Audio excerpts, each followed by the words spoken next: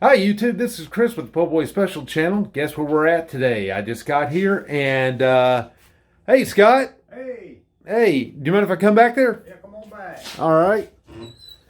We got some pretty cool stuff going on over here today. And it's been a while since I've gotten to shoot a video with Scott, so we thought this would be a good day to do it. Yeah, well, I ain't got a whole lot going on today. Well, I have actually got plenty of projects going on, but what I'm doing right now is I'm just kind of changing a firing pin out of 1892 Winchester. So I thought I might kind of show people, the basics on how to do that, and then we'll just kind of go over a few little things that we do have kind of got going on. We've got some finished products, here that I can kind of show some people and kind of give, kind of make the video a little more interesting. So we'll just start the ball rolling by putting this firing pin in this Winchester. All right, well, one of the first things we do when changing a firing pin in an 1892 is we got a little screw right here on the side here. We'll take that little screw out. And what that screw does, that's just basically a plug. And then what you want to do is you want to you'll look down inside there. You'll make sure that it's fully closed, and you'll see a little pin in there. Now the very first thing you did was make sure there were no bullets in it, right? Oh yeah, that's the first thing you want to do. That's just a no-brainer. But yeah, I guess I better go ahead and mention that. Yeah, let's mention that. We don't want to ever take that for granted. But anyway, yes sir, that's the first thing. You just pull that screw out after you make sure it ain't loaded, obviously.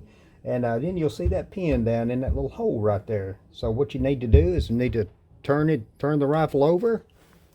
Get you a little block there or something. A little punch. Now this is not the first 1892 rifle you've laid hands on before, is it? No, it sure ain't. I worked on the one that they used in the series The Rifleman, if everybody remembers that, with Chuck Connors.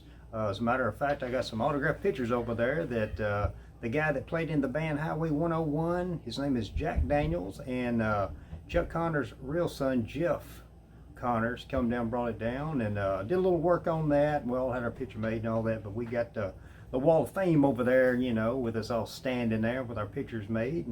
And I am putting a picture of that picture on the I video think right now. On videos before too, So Yeah. But anyway, but yes, this ain't the first one, so that's the most famous one, I guess. But anyway, once we get that pin out, our next step's going to be to pull the lever down.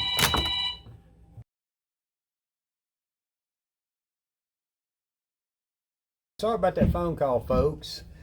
Anyway, we're back doing what we were doing here. I think when we left off this, we took the pin out, which holds the lever up into the wrench block here, or the bolt. Our next step is going to be to take this pin right here out, which is what holds the lever up in there. So what we'll do with that, this one right here has been kind of boogered up a little bit. It had a lock screw right here, but as everybody can tell, it must have broke off sometime or another through the years, and they just pushed that pin in there. Looked like they kind of bratted it a little bit, but no problem. All we got to do is just knock that out of the way. Unfortunately, it ain't real tight, so we'll just get that out of our way.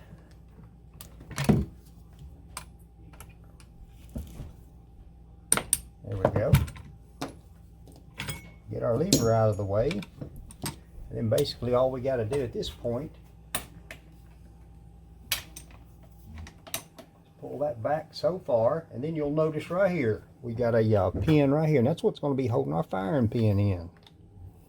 It's basically all you got to do is just kind of lay that on a wrench block, take your punch, kind of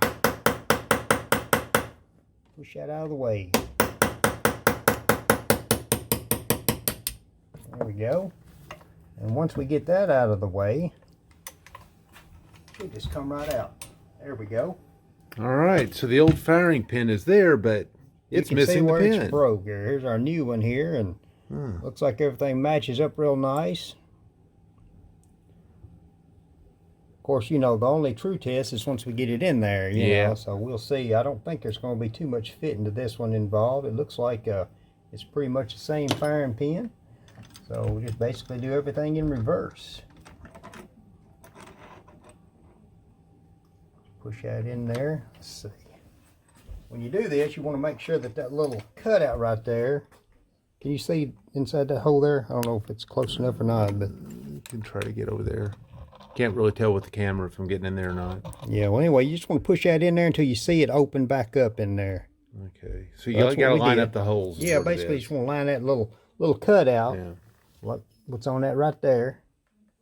You want to make sure that it goes past. You know, obviously, if it don't, then your pin won't go in. So just basically just put that in like so, and of course I'm gonna tap it so far, and then I'm gonna look at it. What's going on in? So that's good. That means it's lined up perfect in there. So we'll just lay Nice. that on there like that, and then take our little set punch.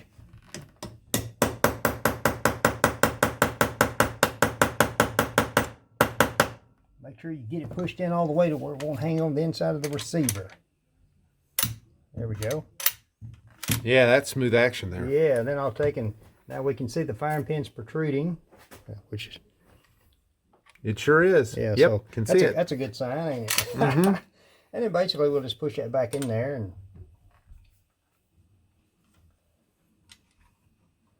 yeah, just make sure everything in there is good and lined up.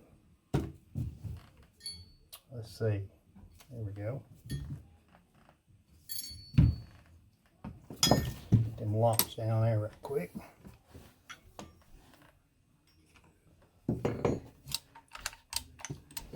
Just kind of do everything in reverse.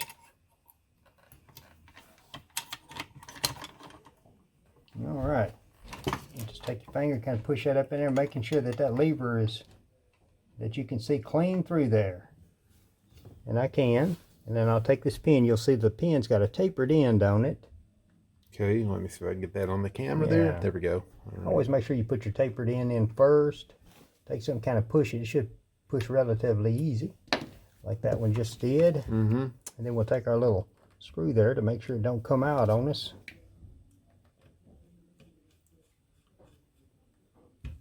Snug it down, and then we'll just kind of line these little holes right here up and put our little pin in that holds that lever. Yes, this thing here's been kind of boogered a little bit, so we'll tap it. There it goes. There it goes. We want to make sure it goes into the other one there, obviously. Now this right here, you know, probably going to come out on the customer. So what needs to be done really is it needs to be drilled out and all that needs to be fixed where that won't come out. So, Got it. but anyway, Wow, look at that. With a functional firing pin and everything. yeah, that thing right there ought to work. Like I said, we'll test fire and we'll save that for maybe another video. But All right. basically, Well, just we kinda got to get some 2520s. This is Yeah. I just basically kind of wanted to show everybody Exotic round there. the basics of putting that firing pin in. That's kind of what the video was about here. awesome. Well, do you have anything else going on around here? Well, I got a little bit of everything going on, I guess. Well, I tell you what, I just put this Browning BAR together. Okay, let me flip around here. Yeah. It's one that I blued. Ooh. Yeah, and I jeweled the dust cover on it. So Oh, this that's is beautiful. This is pretty much a finished product. And what I did on this one here is I Cerakoted all that under there. You know. Yeah, got to do that sexy panning on this thing. Yeah. You know, show that good work you got. But anyway, there it is. There's one that's that, beautiful. You know, that done blued and jeweled the dust cover. I'm fixing to put the scope on it, get this one finished up for the customer. So that's a pretty much a finished product. Yeah. And of course, I'm in the process when you came in to, you know, doing this firing pin and over here jeweling a bolt, and everybody's familiar with that. And of course, Folks, I'm going to be walking across the room. Sorry about that. everybody's familiar with the jeweling machine. Of course, you can't tell too much about it right now because I was right in the middle of this one. But anyway, this is going to be a bolt that I've got another rifle in there that's finished. Just, Gotcha. Well, we just saw a finished product of your jeweling. Yeah, and that's what it looks like. And this is the machine that does it right yeah, here. this is it right here. Well, this is the machine that does it, but this well. is the tool that lets him You're do only as it. good as your tools. You Yeah, know what really. I'm saying? So, but that right there works out real good. I'll tell you what, though, I will kind of add something to our bluing video. Okay. And I'll just kind of walk you through this. I know, and this is for the gunsmith or somebody who does the bluing, you know, for a living, or even a serious hobbyist.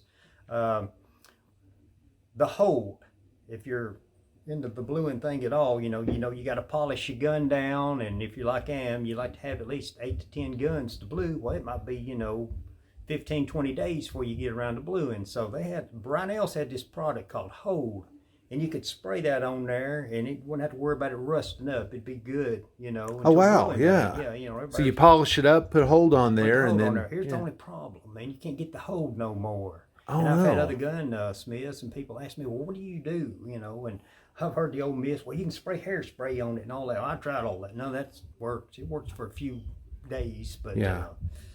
The best thing I found to use, let's just walk back into the polishing room here, or back here where I put the guns. But I don't have any in here right now that ain't polished, but Guys, I always feel like I'm in a submarine every time I come over here. Kind of close quarters in here. Let me cut this radio off so we can talk. The Russian version, I think, is yes.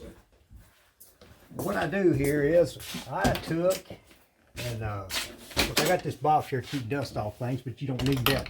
But I took and got me one of these Brownells tanks here, which is a bluing tank, and I filled it with WD-40. Oh, wow. Yeah, just WD-40, and of course, you know Straight up. Yeah. After I polish everything down, I put it all around. Just dump it in there and put it up here on this rack, and let it drip off. Man, it'll stay that way for months without rusting. No kidding. Yeah, that's what I love about it. I mean, of course, you know, that holder's a really good product. Of course, you can't get it no more, so you gotta, you know, you gotta adapt and adjust. Yeah. But that WD-40 does a real fine job as far as keeping Just rust protects off. it, yeah. Exactly. Until bluing day comes around. Then what I do is I'll go the extra step, and I'll go in here to the bluing room. Obviously, after on bluing day, we'll bring them all in here.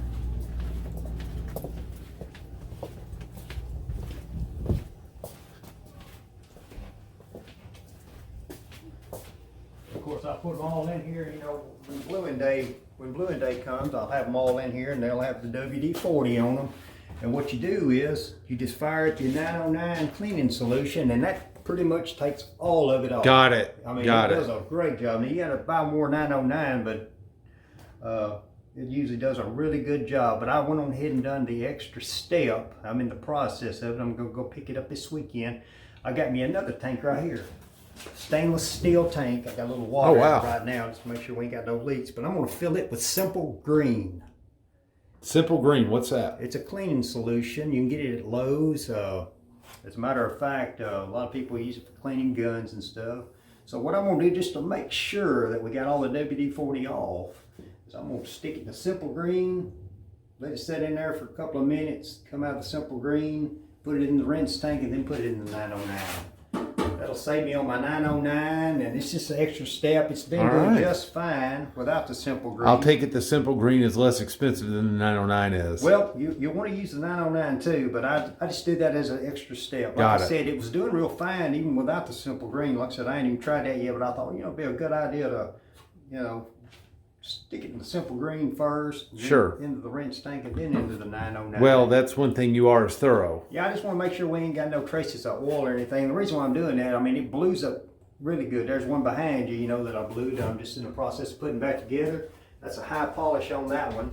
But I just kind of wanted to throw that tip out there for the person that's, you know, having problems with rusting before he blues. You know, ain't no worse than coming in on bluing day and getting ready to blue one and see rust on it. You got to take it in there and polish all that back off. It's just really a headache. So if that'll help you out on that, that'll really be good.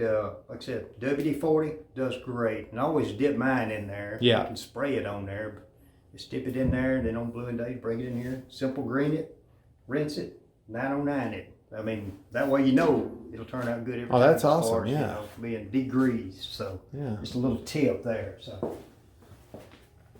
And I believe that's pretty much all we got going on, other than just putting things back together. So, Well, putting things back together is a big deal.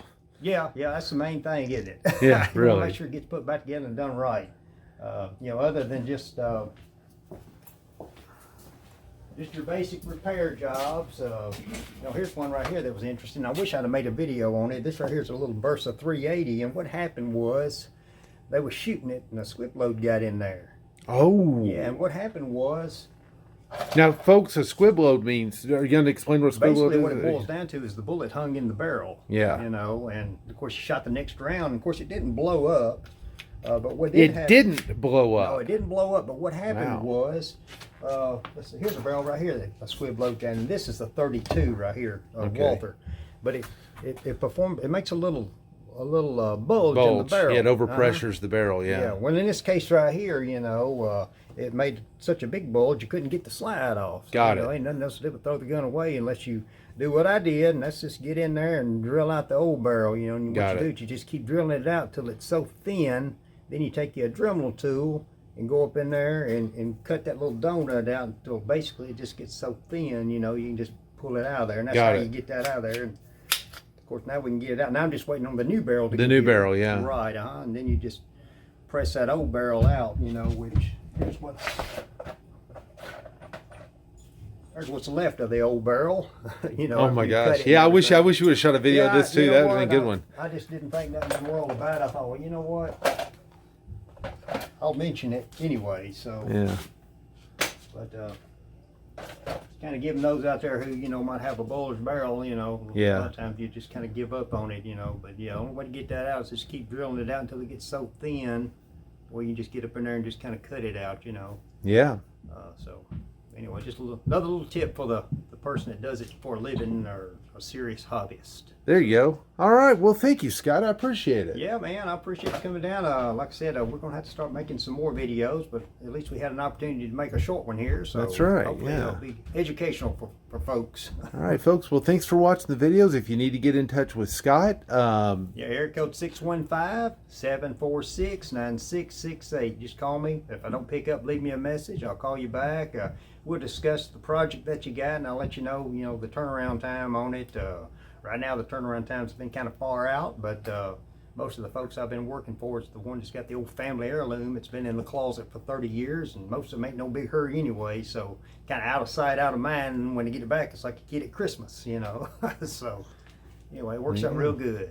all right, buddy. Well, thank you very much, and have a great day. All right.